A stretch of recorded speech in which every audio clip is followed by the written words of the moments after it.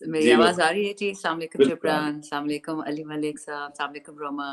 آپ کی آواز ابھی آ رہی ہے شاندانہ صاحبہ، آپ کی آواز ابھی گرجے گی. People are waiting. اور میرے کلاس فیلو بھی سامنے بیٹھے ہیں علی محمد صاحب، ان کو بھی میرا سلام. اٹ از اے کوئنسیڈنس کہ ہم دونوں ایک ہی اسکول میں بھی تھے، ایک ہی کلاس میں بھی تھے، اور یہ تو کبھی کبھی کہتے کہ یہ مجھے جونیئر ہے، لیکن مجھے یقین نہیں آتا کہ مجھے جونیئر ہو سکتے ہیں. آئی تھنک سارا پاکستان سوائے عمران خان کے سب علی محمد خان سے جونیئر ہیں، مجھے تو یہ لگتا ہے. اللہ کرے آپ سب ٹھیک ہوں گے. جی الحمدللہ. جی شاندان، اوور ٹو یو جی. آل رائٹ، دیکھیے شروع کرتی ہوں اللہ کے پاک نام سے جس نے آج ہمیں اس موقع پہ بات کرنے کی توفیق دی ہے. بہت لوگوں کی زندگی کی جو ایک تاریخ ہوتی ہے، ہم سب کی کوئی نہ کوئی تاریخ ہوگی، کوئی ہسٹری ہوگی. میں اکثر لوگوں سے کہتی ہوں کہ میں نے اگر اللہ کو پہچانا تو اپنے والد کی وفات کے بعد اللہ ان کو بخشے. لیکن پچھلے 2 سال سے جو پاکستان میں ہو رہا ہے، میں نے شاید پہلی دفعہ اپنی قوم کو پہچانا. خان صاحب کو اللہ بہت لمبی زندگی دے اور ان کو خیریت سے واپس لے کے آئے. وہ اکثر پاکستانی قوم کی ریزیلینس کی بات کرتے تھے، لیکن کیونکہ ہم آئی تھنک وہ جنریشن ہے، جنریشن ایکس کے لیے ہم جیڈڈ ہو گئے ہیں، ہم ذرا سینیکل ہو گئے ہیں، ہمارا ذرا ایمان کمزور پڑ گیا ہے. ہماری جو مطلب اتنا دنیا میں کچھ دیکھ لیتے ہیں کہ ہمیں لگتا نہیں ہے کہ نعوذ باللہ جو ہم نے باتیں سنی ہیں بڑوں سے، وہ شاید ایمان کی باتیں، جہاد کی باتیں، مکمل ایک صنف کی بات، ایک سوچ کی بات کہ جی ہم بھی کوئی چیز ہے، ہمیں اللہ نے اشرف المخلوقات بنائے. یہ ساری باتیں مجھے بھول گئی تھی، میں سچ بتا رہی ہوں. اسمبلی میں بھی 3.5-4 سال گزارے، بہت کچھ دیکھا جو اچھا نہیں تھا. کچھ لوگ تو ایسے بھی دیکھے آبویسلی جو دوسرے لوگ ہیں، ہمارے لوگ نہیں، کہ وہ لوگ اللہ کی کتاب پہ بھی ہاتھ رکھے جھوٹی بات کہتے تھے. تو انسان کا دنیا سے اور زندگی سے دل اٹھ گیا. اور یہ عمران خان ہمیں بار بار کہتا تھا کہ نہیں، آپ نے دلاسا، آپ نے دل، آپ نے ہمت نہیں ہارنی. میرے پاکستانی، ہمیشہ کہتے تھے میرے پاکستانیوں، کہتا ہے ان میں جو ریزیلینس ہے وہ آپ لوگوں نے نہیں دیکھی. اور نیچرلی انسان سوچتا تھا کہ پتہ نہیں خان صاحب کن پاکستانیوں کی بات کریں، ہمیں تو کوئی نہیں نظر آتا. بٹ آئی سویئر آن دا ہولی قرآن کے پچھلے 2 سال سے، اب اپریل میں 2 سال پورے ہو جائیں گے ووٹ آف نو کانفیڈنس کے، جس رات سے 2 کروڑ سے زائد پاکستانی نکلے سڑکوں پہ، وہ پاکستانی ایسے ایسے علاقوں میں نکلے جہاں پہ ہماری کوئی تنظیم ہی نہیں ہے. لاڑکانہ اور سکھر میں کون نکلتا پی ٹی آئی کے لیے؟ بٹ وہ پی ٹی آئی کے لیے نہیں، وہ پاکستان خان کے لیے نکلے تھے. جس طرح علی نے بولا، وہ عمران خان کے لیے نکلے تھے، وہ پاکستان کے سچے بیٹے کے لیے نکلے تھے. وہ اپنا پروٹیسٹ رجسٹر کر رہے تھے کہ آپ نے کیا کیا. راتوں رات ایک ایماندار آدمی کو ہٹا دیا جس نے آپ کو کووڈ میں روٹی پہنچائی، جس نے کرونا میں آپ کو کھانا پہنچایا، آپ کو دوائیاں پہنچائی، ہسپتال بند نہیں ہوئے، اسکول چلتے رہے، امتحان ہوتے رہے، یونیورسٹیاں چلتی رہیں. اس آدمی کو آپ نے ہٹا دیا جس کو نیوز ویک اور فائنینشل ٹائمز اور نیو یارک ٹائمز کہتا ہے کہ دنیا کے ٹاپ 3 ممالک تھے جہاں پہ آپ کی شرح اموات سب سے کم تھی کرونا میں، ان میں پاکستان تھا. اور آپ نے اس آدمی کو ہٹا دیا. جس نے آپ کو لنگر خانے دیے، آپ نے اس آدمی کو ہٹا دیا. جس نے آپ کو پناہ گاہیں دی، آپ نے اس آدمی کو ہٹا دیا. جس نے آپ کو کرونا جیسی مضر بیماری سے وہ ویکسین لا کی تھی کہ جس سے ہم زندہ رہے، صحت مند رہے. برازیل میں دیکھے، امریکہ میں دیکھ لے، جرمنی میں دیکھ لے، یوکے میں دیکھ لے. تو جب آپ نے اس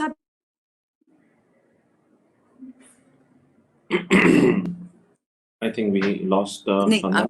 I'm back. Yeah. Can you see me? G yes we can go G. ahead. سو اس رات کو ان لوگوں نے اس آدمی کو ہٹایا جو پاکستان کا سچا بیٹا ہے. میں آپ کو ایک چھوٹی سی مزاحیہ سی بات بتاؤں گی. میں جب جیل گئی اڈیالہ تقریباً 9 اگست کو، رات دیر سے پہنچی تھی، تو اگلی صبح کو مجھے پتہ چلا کہ میں نظر بند ہوں، یعنی میں جیل میں بھی گھوم پھر نہیں سکتی. اب نیچرلی انسان تنگ ہو جاتا ہے ایک جگہ بیٹھ کے، لیکن اس کا یہ مطلب نہیں تھا کہ جیل کی خواتین نظر بند ہیں.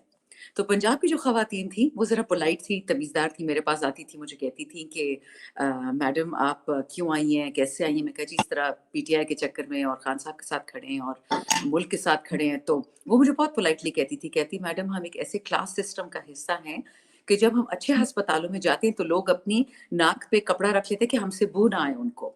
اور کہتے اس عمران خان نے 2.5 سال ہمیں پنجاب کے وہ ہسپتال دکھائے کہ ہم سوچ بھی نہیں سکتے تھے جہاں پہ ہم نے علاج اپنا کروایا.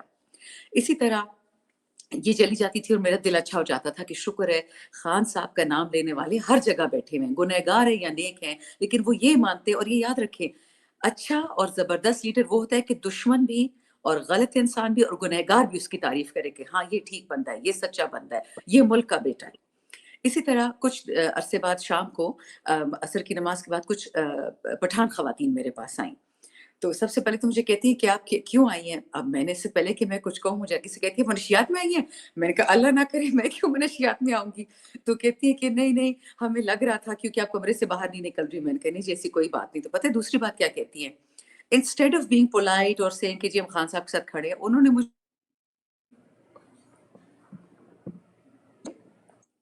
ان خواتین نے مجھے ٹھیک ٹھاک تھریٹ دیا. مجھے کہتی ہے کہ اگر آپ نے خان کو چھوڑا تو آپ کو بددعائیں دیں گے. میں نے ان سے بولا کہ جی میں کیوں خان کو چھوڑوں گی؟ خان صاحب نے سارے پاکستان پہ ایک ملہم ڈالا تھا کرونا میں, تو میں کیوں ان کو چھوڑوں گی؟ میرے لیے آپ دعا کریں. This just goes to tell you کہ خان صاحب نے جو سب سے زیادہ کام کیا آپ کے اس طبقے کے لیے کیا جس کو ہمارے لوگ نوبڈی سمجھتے ہیں کہ یہ ناچیز ہیں, یہ ناقص ہیں. 70% پاکستانی کو ہمارے ایلیٹس 0/انڈا سمجھتے ہیں. ان کو اپنے نوکر رکھتے ہیں, اپنے بیٹے کا ڈرائیور ان کا ڈرائیور ہو جاتا ہے, ان کے بیٹے کا ان کا جو نوکر ہوتا ہے وہ باورچی ہوتا ہے, وہ باورچی بن جاتا ہے. یہ ہو نہیں سکتا. آپ کسی بھی ادارے میں اٹھا کے دیکھ لیں, ڈاکٹر کا بیٹا ڈاکٹر ہوگا, لیکن جو بیچارہ آپ کا گھر میں کام کرتا ہے ملازم, اس کا بچہ بھی آگے ملازم ہوگا. جو سسٹم کے خلاف خان صاحب لڑ رہے ہیں, جو مافیاز ان کو کہتے تھے, وہ مافیا صرف چینے میں نہیں بیٹھی ہے یا آٹے میں نہیں بیٹھی ہے.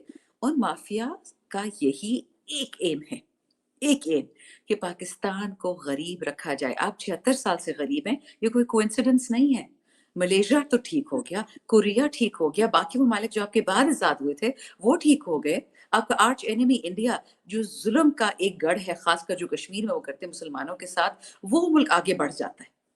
حالانکہ اللہ تعالیٰ کے قرآن میں ایک وعدہ تھا کہ ظالم آگے نہیں بڑھے گا, لیکن وہ لوگ بھی محنت کر کے دیکھتے اللہ ان کے ساتھ کیا کرے گا ایونچولی. لیکن اس وقت تو وہ بڑھ گئے. اور ہماری قوم ایک نمازی قوم, ایک پریزی قوم, ایک وہ ملک جو اللہ کے نام پہ بنا تھا, ادر دین دنیا میں 2 ممالک جو نظریے پہ بنے تھے دین کے, اور وہ ایک ہمارا ملک ہے.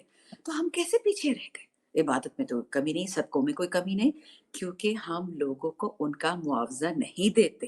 ہم یہ برداشت نہیں کر سکتے کہ ہمارے گاؤں کا بندہ جو آج بائسیکل پہ چل رہا ہے وہ بندہ گاڑی میں آ جائے. اور یہ بات میں نے بہت انٹرویوز میں کہی بھی تھی, اور میں اس پہ ختم کروں گی کیونکہ میرے 5 منٹ ختم ہو رہے ہیں. یہ بہت انٹرویوز میں کہہ چکی کہ خان صاحب کے نظریے کی ہم تب سمجھ آئی کہ جب مجھے اپوزیشن والے ایم این ایز اور ایم پی ایز کہتے تھے کہ خان صاحب کا سب سے بڑا گناہ یہ ہے کہ وہ غریب کے ہاتھ میں پیسہ دے رہے ہیں, وہ آپ کے کاشتکار کو قرضہ دے رہے ہیں, وہ آپ کے غریب کو دے رہے ہیں قرضہ تاکہ وہ آگے بڑھ سکے زندگی میں. تو کہتے ہیں اگر غریب آگے بڑھ جائے گا تو ایلیٹس تو ختم ہو جائیں گے پاکستان میں. یہ جو خون چوس رہے ہیں پاکستان کا, جن لوگوں کی وجہ سے ہم سے بنگلہ دیش پچھڑ گیا تھا, ان لوگوں نے کوشش یہی کی ہے کہ غریب رہے, مالدار اور مالدار ہو جائے, اور آپ کی مڈل کلاس بالکل پس کے رہ جائے. تو اس لیے ہم سب خان صاحب کے ساتھ اس لیے کھڑے کیونکہ وہ پاکستان کے ساتھ کھڑے ہیں. میں آپ کا بھی بہت شکریہ ادا کرنا چاہوں گی, جبران, علی, پوری ٹیم, روما, کیونکہ اگر آپ نہ ہوتے تو پتہ نہیں خان صاحب کی اور ہماری آوازیں پاکستان تک اور دنیا تک کیسے پہنچی. تو آپ سب کا بہت شکریہ. میں بھی آپ کے ساتھ ہی ہوں, کوئی سوال جواب ہو جو بھی ہو, I am happy to be here. Thank you. چلیں, بہت شکریہ Shandana, thank you so much.